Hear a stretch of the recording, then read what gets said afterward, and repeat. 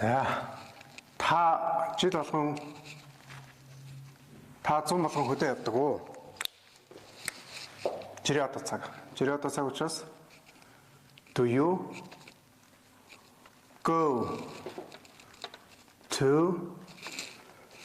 do you go to the countryside?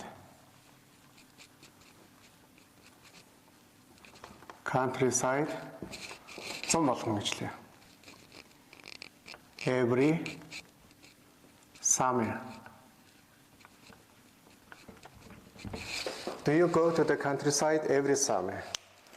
За энэ үгээр болохоор та 100 болгон хөдөө явдаг уу гэж байна. Тэгэхээр present simple tense буюу жирийн одоо цаг. За одоо тэгвэл жирийн өнгөрсөн цагаар хувиргая. Та 100 болгон хөдөө явдаг уу гэдэг жирийн өнгөрсөн цаг болгож хувирвал жирийн өнгөрсөн цагийн хэрэглэгддэг did гэсэн туслах болгон орж ирнэ. Did you go to the countryside last summer? Өөрөлдөл жирийн өнгөрсөн цаг дээр хэрэглэгддэг last гэсэн үг маань орж иж байна. За бүтнээр нь орчуулвал та өнгөрсөн 100 хөдөө явсан уу гэж байна. Явсан уу гэж асууж байгаа учраас did гэсэн юм туслах болгон хэрэглэгдэж байгаа. За та ирэх 100 хөдөө явах уу? Та ирэх 100 хөдөө явах уу? За та ирэх 100 хөдөө явах уу гэж асуувал Will you go to the countryside next summer? Next summer. Та ирэх 100 хөдөө явах уу гэж байна. За энэ асуултанд энэ бол ерөнхий асуулт аа. Энэ ерөнхий асуултанд бүгд үгээс гэж хариулъя. Үгүй ээ. Би хөдөө явдаггүй. Үгүй би 100 болгон хөдөө явдаггүй. No,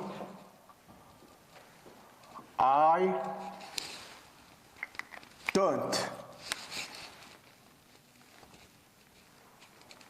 Яг л жирийн одоо цаг. Жирийн одоо цаг маань don't даасна гэсэн условлыг хэрэглэнэ. No, I don't go to the countryside. За. Did you go to the countryside last summer гэсэн асуултанд үгүйсгэж хариулъя. Үгүй ээ. Би нөднөн 100 хөдөө яваагүй. Өнгөрсөн 100 би хөдөө яваагүй. За тэгвэл энэ past simple tense учраас no, I don't гэсэн энэ туслах хууль маань didn't гэсэн туслах хуулиар солигдчих юм. Өөрөлдөө жирийн өнгөрсөн цаг туслах хууль маань did. Did араас not аваад not. Товчсон хэлбэр нь didn't. I didn't go to the countryside. За зөвхөн туслах хуулийг солигдоод 2 цаг утганд гараад ирж байгаа юм байна гэж харагдаж байна.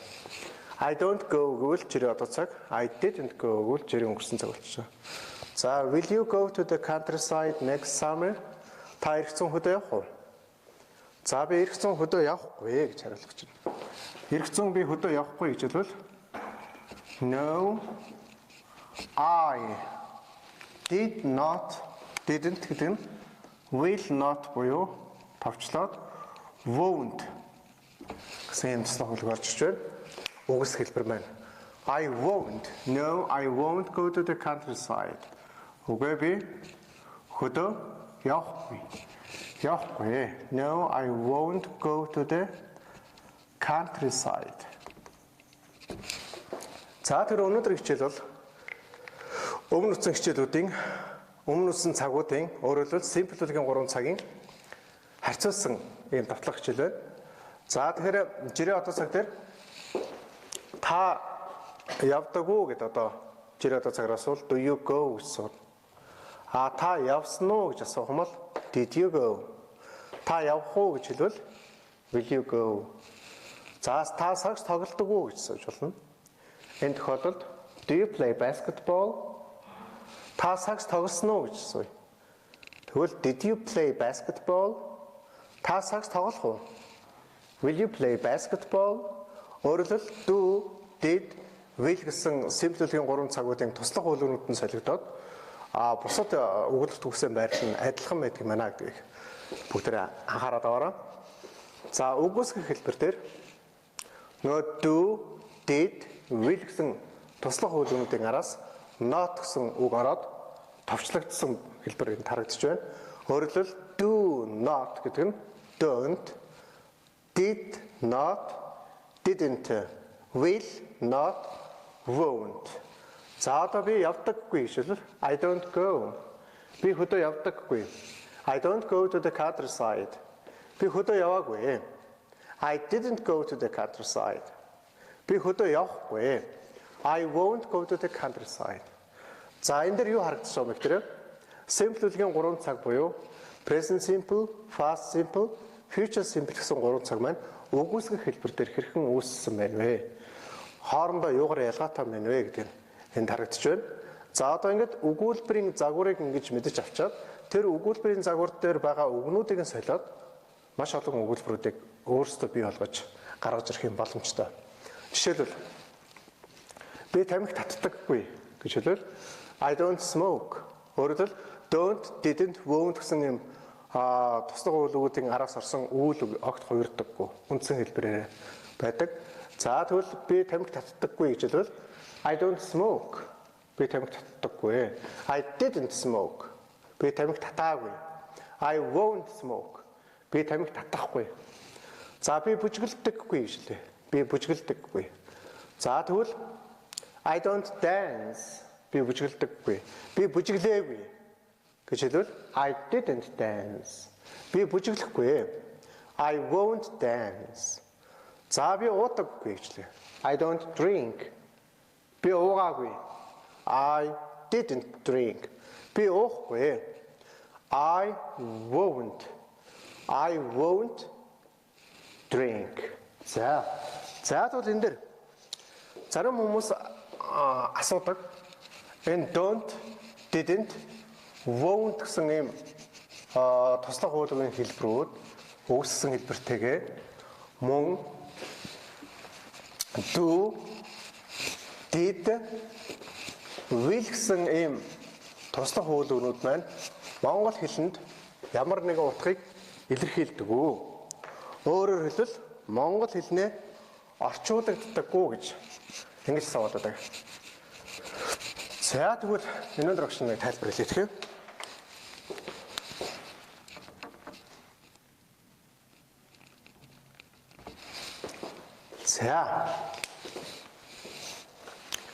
За энэ дэр go гэсэн үг авсан учраас бүгдээрээ тоглох гэдгээр нь сольж үзье. Та сакс тоглодог уу гэжсэн. Тэгвэл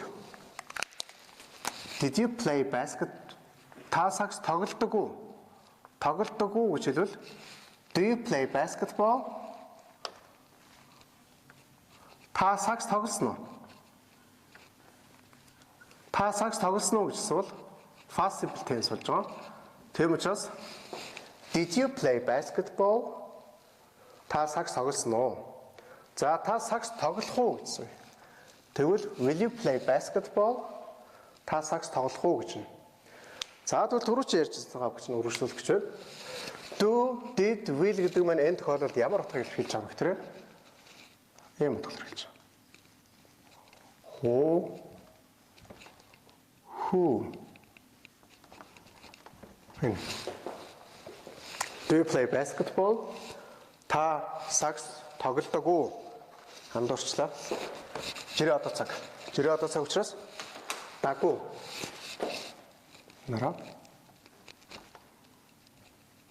За. Do you play? Тоглодог уу? Даг гэдэг дөрвөн зэрэг байгаа. Та дуулдаг уу гэж хэлвэл do you sing? Та англиар ярьдаг уу? Do you speak English? Дагуу. Дагуу. За тэгвэл did you play basketball? Did you play basketball гэдгийг орчуулбал та сакс тоглосон уу? Өөрөөр хэлбэл did гэдэг туслах үйлдэл маань асуу хэлбэр дээр орохоор тэр тусмаа ерөнхий асуултан дээр орохоор сануу гэж хэлэгддэг байна. Өөрөөр хэлбэл энэгээр do гэдэг нь дагуу гэж хэлэгдэж байгаа. Did гэдэг нь монгол хэлнээр сануу гэж хэлэгдэж байгаа. А will гэдэг нь англи хэлнээр түрүүн багш нь бичсэн who. Энэ бол жирийн ирээдүйн цагийн ерөнхий асуултын орчуулга байна шүү дээ. За ингэж мэдээд авах хэрэгтэй. Өөрөөр хэлбэл одоо дагуу гэсэн ийм өгүүлбэр бүтээх гэж байгаа бол хийх гэж байгаа бол ийм өгүүлбэрийг ашиглах гэж байгаа бол та дүү даас хураалан хэрэглэж эхлэнэ гэсэн тухай өгүүлбэр чинь. Сануу гэсэн өгүүлбэр асуух гэж байгаа бол дид гэсэн туслах өгүүлбэр хэлэх юм байна. Өөрөөр хэлбэл дид гэсэн туслах өгүүлбэр маань ийм утгыг илэрхийлдэг гэж ойлгож болно. Will you гэсэн одоо өгүүлбэрээр эхлэх юм бол монгол хэлний ингэж ойлгогдно. Монгол хэлний хуу хүү гэсэн ийм асуу зохиох гэж байгаа бол таны англи хэлний өгүүлбэр will гэсэн туслах өгүүлбэр эхэлдэг юм байна гэж ойлгож болно. За энэ өгүүлбэр төр бүгдээр үзье. Би тэгдэггүй, тэгээгүй, тэгэхгүй буюу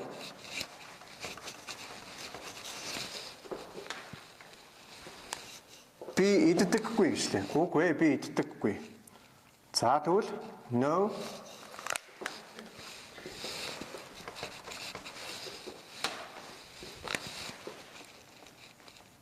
No, I don't eat.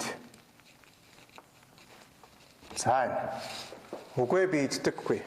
Үгүй би идээгүй гэж хэлвэл No, I didn't eat. За нэг ихтэй. За. No, I didn't eat. Үгүй би идээгүй. Би идэхгүй гэж хэлвэл No, I won't eat. За тэгвэл don't, didn't, won't гэсэн туслах өгүүлбэр маань монгол хэлний утга илэрхийлэл одоо ямар утга илэрхийлэх вэ? Өөрөөр хэлбэл монгол хэлний орчуулгатаар бол үүнийг яаж орчуулж болох вэ гэдгийг одоо хэлж өгч байна. I don't eat. Би иддэггүй. Өөрөөр хэлбэл don't гэдэг үг маань даггүйгийн дөрвөн зэрэг. Даггүй, дэггүй, доггүй, дэггүй тийм ээ. За тэгвэл I didn't eat гэж байна. Тэгвэл энэ didn't гэдэг маань монгол хэлний юу гэж хэлэх вэ гэхээр аагүй. Аагүй. Өөрөөр хэлбэл би идээгүй. Идээгүй. Okay? I didn't hear. I didn't hear. Би сонсоогүй. I didn't meet. Би уулзаагүй. За, тэгвэл жирийн ирээдүйн цаг дээр.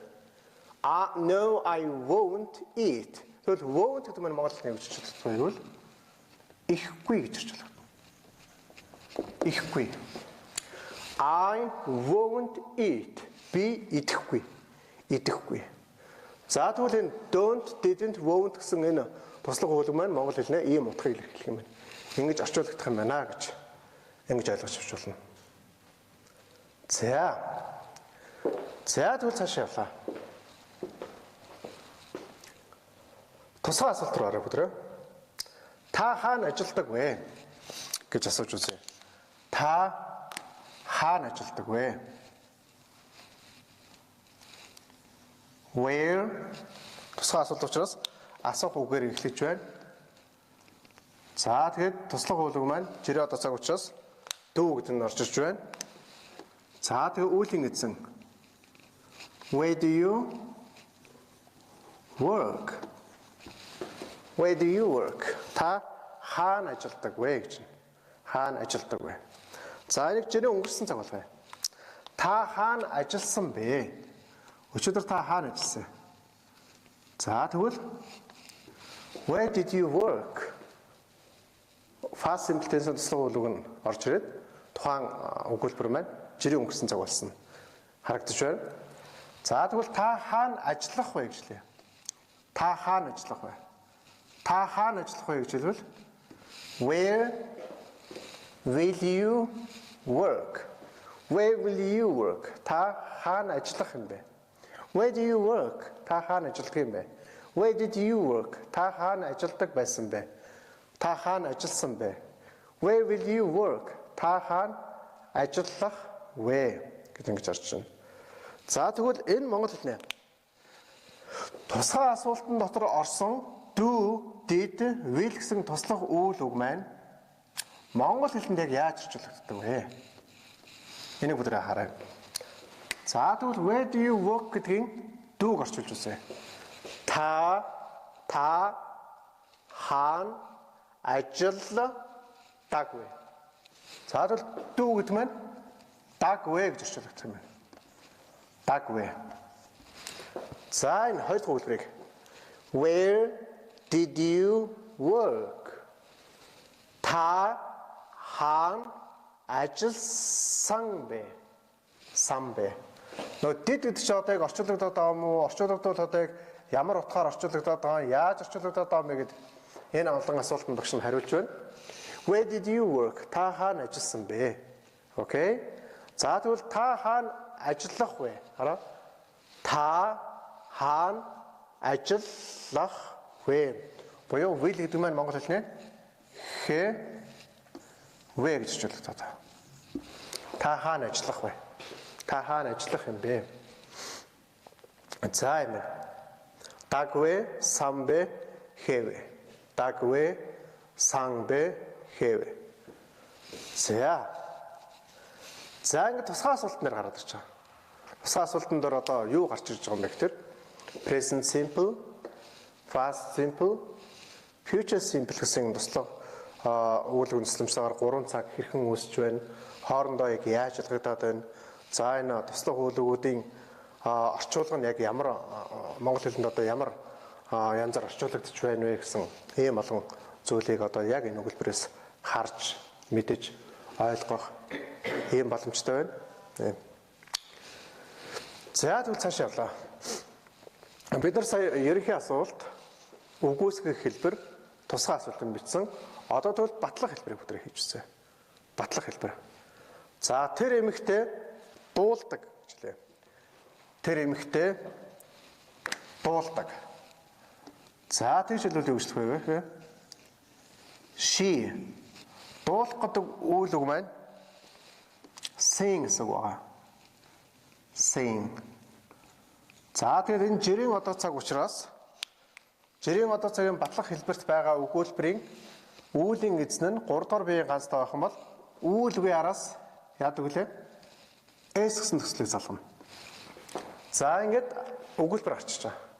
She sings. Тэр эмэгтэй дуулдаг. За энэ бол жирийн одоо цагийн батлах хэлбэр дээр байгаа өгүүлбэрийн жишээ. Тэр эмэгтэй дуулдаг. За тэр эмэгтэй дуулсан. Дуулсан гэж хэлбэл she sing гэдэг үйл үг маань дөрмийн бус үйл үг байна. Дөрмийн бус үйл үг учраас үйл үг нь хувирна. Өөрчлөгдөнө. За тэгвэл яаж өөрчлөгдөх вэ гэхээр sing гэдэг нь sang болно. She sang. Sang. За энэ бол past simple tense буюу жирийн өнгөрсөн цаг. Тэр эмэгтэй дуулсан. Дуулсан. Sing, sang. За энэ. За энэ яг ямар өөрчлөлт гараад яач вэ гэхээр S-аас A ороод sing гэдэг нь сайн болсон байна гэдгийг бүгдээ ингээд харуул буруу өшөө илүү ойлгомжтой болох баг. За ингэж. Sing. Энд дөр болохоор жирийн одоо цаг дээр болохоор үйлгээрээс S гэсэн болохоор жирийн одоо цаг үсэж байна. Sings. А жирийн өнгөрсөн цаг дээр болохоор sang, sing, sang. Дөрмийн бус үйл жирийн өнгөрсөн цагийн хувирсан хэлбэр энэ гарч ирж байна. За тэгвэл тэр эмэгтэй дуулна гэж хэлье. Тэр эмэгтэй дуулна. За тэр эмэгтэй дуулнаа гэж хэлбэл жирийн ирээдүйн цагийн will гэсэн туслах үйл үг нь орж ирнэ. Батлах хэлбэр дээр хэрэглэгддэг гэж үзсэн байж байгаа. Жирийн ирээдүйн цагийн will гэсэн туслах үйл үг ороод хойноос нь үйл үг нь хувираг хэлбэрээр орно. Өөрөөр хэлбэл she will sing. Орчуулбал тэр дуулна. За мөн орчуулгын бүдрээ харъя. Жирийн одоо, жирийн өнгөрсөн, жирийн ирээдүйн. Өөрөөр хэлбэл present simple, past simple, future simple орчуулга. Тэр эмэгтэй дуулдаг. За дагийн дөрөв зэрэг. Тэр эмэгтэй дуулдаг. За тэр эмэгтэй дуулсан гэвэл дуулсан. Саны зургийн зэрэг. Ингэж орж иж байна. А тэр эмэгтэй дуулна. Жирийн ирээдүйн цаг орчуулгахдаа нагийн дөрвөн зэрэг орчиж байгаа. Нагийн дөрвөн зэрэг. За тэгэхээр энэ нөгөө батлах хэлбэр. Англи хэлний 5 хэлбэрийн тухай бид нэр үзэж байсан. Өмнө батлах хэлбэр дээр болохоор энгийн бүлгийн 3 цаг маань ингэж харьцуулагдаж гарч ирж байна. Ингэж ялгаанууд нь ингэж бас маш тодорхой ялгаа гарч иж байгааг бүгд анзаараад аваарай. Тэр эмэгтэй дуулдаг үйл жирийн одоо цагийн үүлийн эзэн 3 дуурын ганц тоо байх юм бол тэгээ хэлбэр нь батлах хэлбэр дээр байвал хойноо үйл үг нь S төгсөл залгадаг. Жирийн өнгөрсөн цаг дээр үүсэлтэй 2 янзаар үүснэ үйл үг нь. Дөрмийн үйл үг, дөрмийн бус үйл үг. Энэ дөрмийн үйл үг учраас sing гэдэг нь сайн болж өөрчлөгдөж байгаа. За тэгвэл жирийн ирээдүйн цаг дээр болохоор үүлийн эзний араас үүлийн эзний араас жирийн ирээдүйн цагийн туслах үйл үг нь ороод хойноос нь үйл үг орж энэ жирийн ирээдүйн цаг маань үүсэж гарч байгаа. За тэгэхээр she will sing гэдэг нь тэр эмэгтэй дуулна гэж байна. Дуулна. За тэгвэл энэ бол дөрмийн бус үйл үг. Одоо тэгвэл дөрмийн үйл үгэн дээр бүгдээ жишээ авчээ. Тэр эрэхтэй. Тэр эмэгтэй цэвэрлдэг гэж хэлээ бүгдээ. Тэр эмэгтэй цэвэрлдэг. За тэгвэл юу гэж хэлэх вэ гэхээр үүлийн эзэн нь she. Цэвэрлдэг. За нөө жирийн одоо цагийн батлах хэлбэр дээр байгаа үйл үгийн араас S гэсэн төгсгөл залгадаг. За тэгэхээр яах вэ гэхээр she За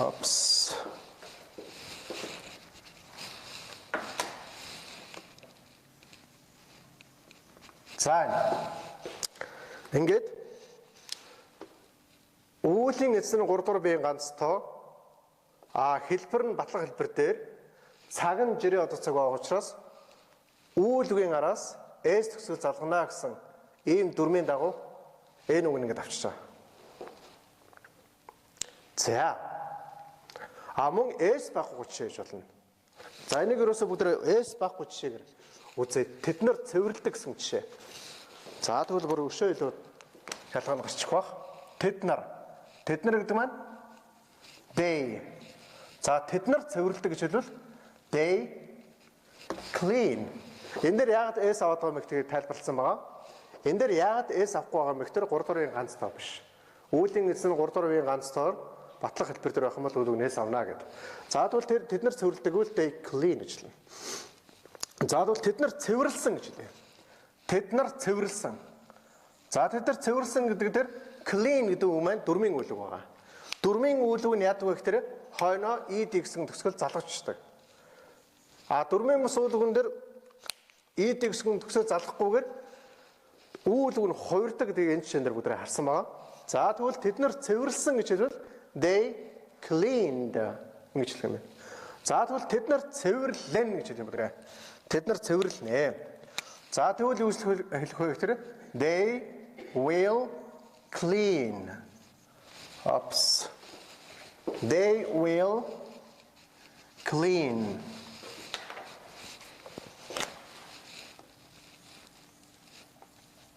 За тэгэхээр энэ дээр 3 цагийн ялгаа авсан гэж гарч ирж байна.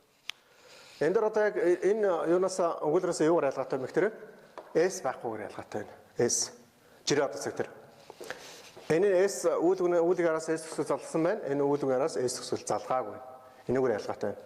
Хоёрдугаарт нь sing гэдэг үг маань дөрмийн бус үйл үг учраас past simple tense дээр үндсээрээ хувирч өөрчлөгдсөн байна харагдаж байна. Батлах хэлбэр дээр. Clean гэдэг маань дөрмийн үйл үг учраас хойноо ed гэсэн төгсгөл залгаж бичигдсэн байна. Энэ дээр бас юм ялгаа бас гарч иж байгаа гэдэг бүгд хараад ажиллаад байгаараа. Жирийн ирээдүйн цаг дээр болохоор үүлийн эзний араас will гэсэн туслах үйл өгөөрөд хойноос нь үйл үг нь хуйрог хэлбэрээр орж байгаа нь энэ хоёр цаг дээр ерөнхийдөө зарчмын хувьд адилхан байна гэдэг нь бас ингэж харагдаж байна. За ингээд англи хэлний 5 хэлбэрийн 4 хэлбэр дээр бүгд ажиллачлаа. Одоо 5 дахь хэлбэр юу үлдсэн бэ гэхээр disjunctive question буюу тусгай асуулт. За энэ тусгай асуултан дээр бүгд тэд нар сурдаггүй, ажилдаггүй гэсэн жишээ авч үзье. Тэд нар сурдаггүй, ажилдаггүй. За тэгээд жирийн ирээдүйн цаг учраас тэгээд ялгах асуулт учраас дүү гэсэн туслах үйл эхэлж байна. За тэгээд үүлийн эзэн маань they. Do they сурдаггүй, ажилдаггүй. Ялгаж байгаа хоёр үг нь үйл үг. Үйл үгийн ялгаж байгаа хоёр үгийнхаа дунд нь о гэсэн холбоос үгийг хийгээд ялгах асуулт үүсдэг. За тэгвэл одоо ингээд бүтэн өгүүлбэр маань гараад ирж байгаа. За бүгдээ уншъя. Do they study or work? Орчуулбал тэд нар сурдаггүй, ажилдаггүй гэж байна. За яг энэ өгүүлбэрийн энэ дүү гэсэн туслах хөлөг маань ямар одоо орчуулгаар яаж одоо ойлгогдоод байгаа юм бэ гэдэг юм дээр гараад ирж байна. Тэд нар сурдаггүй, ажилдаггүй гэж байна. За тэгэхээр энэ жирийн одоо ерөнхий асуулт, ялгаа асуулт хоёрыг ерөнхий асуулт, ялгаа асуулт хоёрыг орчуулганд ерөнхийдөө адилхан гэж ойлгож байна. Энэ хараа. Энэ дээр дагуу гэж байна. Энэ дээр дагуу. За тэгвэл тэд нар сурдаг байсан уу, ажилдаг байсан уу гэж асууя. Тэд нар сурдаг байсан уу, ажилдаг байсан уу гэд жирийн одоо цагийн өгүүлбэрийг жирийн өнгөрсөн цаг болгож байна. Жирийн одоо цагийг жирийн өнгөрсөн цаг болгоход мэдээж дүү гэсэн жирийн одоо цагийн туслах хуулбар маань did гэсэн туслах хуулбартай байраа тавьж өгч байгааг та бүхэн харж байгаа.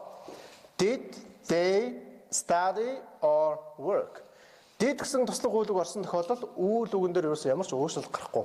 Өөрөөр хэлбэл do, does, did, will гэсэн ийм туслах хуулбартай өгүүлбэр нь ийм туслах хуулбарууд өгүүлбэрт орсон тохиолдолд үйл үг нь огт хувирдаггүй гэдэг үгээрээ бас хараад анзаараад аваарай. Жишээлбэл энэ хараа. Do, did, will ерөнхий асуултанд орсон байна. Үйл үг нь огт хувираагүй байна. За энэ дээр бас нөгөө do, did, will нь явж байгаа. Do not, did not, will not. Үгүйсгэх хэлбэрийн энэ өгүүлбэрт байгаа үйл үг нь огт хувираагүй байгааг та бүхэн харж байна. За мөн энэ дээр хараа. Do, did, will гэсэн туслах хуулбараас туслах хуулийг орсон өгүүлбэрийн үйл үг нь хувирахгүй байгаа гэдэг нь бас ингэж харагдаж байна. Гэтэл батлах хэлбэр дээр do, does, did ороогүй шүү дээ. За тэгвэл энд үйл үг нь хувирна гэдэг нь бас энд харагдаж байна. Өөрөөр хэлбэл батлах хэлбэр дээр тухайн үгний одоо дүрм нь тухайн өгүүлбэрийн дүрм үйлчлдэг бахнэ гэдэг нь эндээс харагдаж байна. Ямар тохиолдолд S залгаад байгаа, ямар тохиолдолд S нь байхгүй байгаа, ямар тохиолдолд үнсээр үйл үг нь үнсээр хувираад байгаа, ямар тохиолдолд хувирахгүйгээр ид гэсэн төсөл хойноосоо залгаад байгаа юм бэ гэдэг бүгдээ ажиллаад аваарай. За тэгвэл энэ дээр үг эргээд оръё. Орчуулбал тэд нар сурдаг байсан уу эсвэл ажилдаг байсан уу? За өөрөөр орчуулж болно. Тэд нар сурсан юм уу эсвэл ажилласан юм уу? За тэгвэл энэ хоёр янзаар орчуулж болно. Сануу гэж орчуулагдж болно. Мөн өнгөрсөн цаг давтагддаг байсан үйл явдлын орчуулга болох даг байсан уу гэж орчуулагдж болно. Даг байсан уу? Өөрөөр хэлбэл тэд нар сурдаг байсан уу? Ажилдаг байсан уу гэж байна. За тэд нар сурах уу эсвэл ажиллах уу? Тэд нар сурах юм уу эсвэл ажиллах юм уу? За тэгвэл мэдээж жирийн туслах хуулбар нь орж иж байна. За тэгэд өгүүлбэрээ уншъя. Will they study or work? Тэд нар сурах уу? Эсвэл ажиллах уу? Өөрөлдөл who гэсэн эм туслах хуулбар орж иж байна. Биш ээ. Will гэсэн туслах хуулбар маань ингэж хувирч өөрчлөгдөх юм байна гэдэг нь эндээс харагдаж байна. За ямар гэсэн өгүүлбэр төр бүдрээ авч үзье. Ямар та ямар дар суудаг вэ? Өөрөлдөл одоо обжектыг асуувал нь ямар одоо бүтцтэй байдаг юм бэ? Та ямар дар суудаг вэ? Which wine та уудаг вэ? Do you drink? Which wine do you drink? Жирийн одоо цаг учраас do орж иж байна. За тэгвэл та ямар дарс уусан бэ гэж хэлээ. Тэгвэл which wine did you drink? Та ямар дарс уусан бэ? Та ямар дарс уух вэ гэж хэлээ. Та ямар дарс уух вэ? Which wine will you drink? За ямар дарс, ямар хэл, ямар ном гэж хэлвэл which гэсэн асуухын араас object нь орчдөг юм байна. Бүгдээ хараад аваарай. За тэгээд орчуулгын бас юутай адилхан. Мэдээж тусгай асуулт учраас уудагвэ, уусан бэ, уух вэ. Өөрөлдөл дагвэ, сан бэ, хэвэ. Do, дагвэ, did, сан бэ, will, хэвэ гэж ингэж орчуулагдана.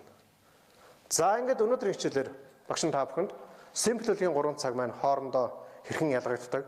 Тэр тусмаа do, did, will гэсэн туслах үйл үндэслэмжтэйгээр 3 цагууд хоорондоо яаж ялгагдаж, ямар утга санаа илэрхийлэгдэж, одоо өгүүлбэрийн бүтцэд нь ямар юутай онцлогтой, ямар байдалтай байдаг юм бэ гэдгийг давтаж, энгийн мөлгийн 3 цагийг давтсан юм давтлах хичээл өнөөдөр болж өнгөрлөө. Одоо ингээд уламжлалт ёсоор сэтгэл рүү орно. Та бүхнээс ирсэн асуултыг багш нь одоо хариулъя.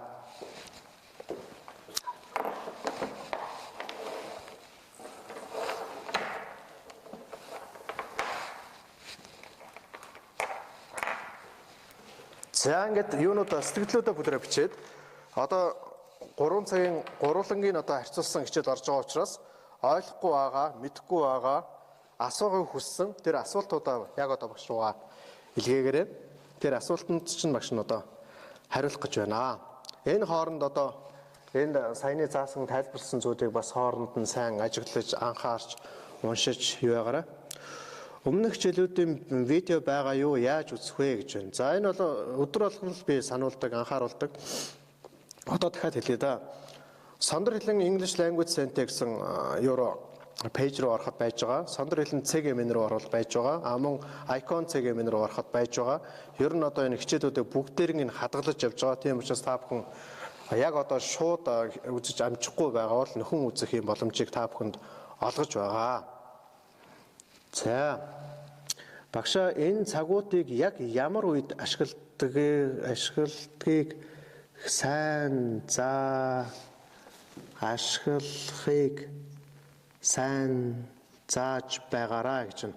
За энэ юуны цагуудын хэрэглээг одоо яг дараагийн хичээл болох 21 дугаар хичээл дээр жирийн одоо цаг ийм тохиолдолд ашиглагдана, жирийн өнгөрсөн цаг ийм тохиолдолд ашиглагдана, жирийн ирдүү цаг ийм тохиолдолд ашиглагдана гэдэг ингээд зааж өгнө.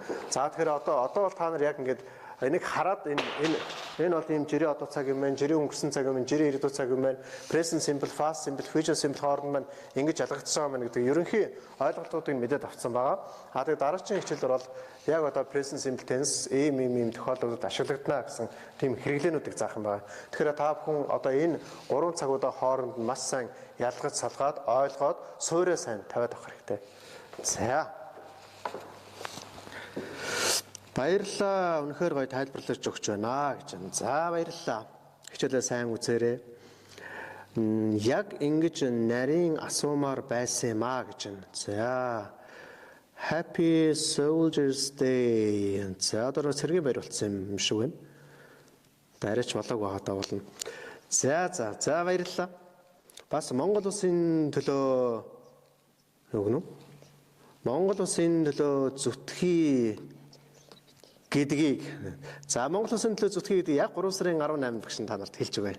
3 сарын 18-нд хичээлээ заахтаа Монгол улсын төлөө зүтгэе гэдэг одоо юу гэж хэлэх вэ гэдэг. Өөр одоо яг ямар үг хэллэгөө сурмаар байна гэдэг бас энэ комментээр юу ягаараа бичиж багштай үлдээж болно. За баярхаас илүүтэйгээр англи хэлээ сайн судалмаар байна. Англи хэлээ сайн үзмээр байна. Одоо баяр маань нэлийн голдож байна. Нэлийн одоо ихтэж байна. Тийм ээ. За ингээд ерөнхийдөө асуулт сэтгэл маань ингээд дуусчих шиг байна. Одоо багшаа хичээлжсэн энэ хүрээд өндөрлөж байна.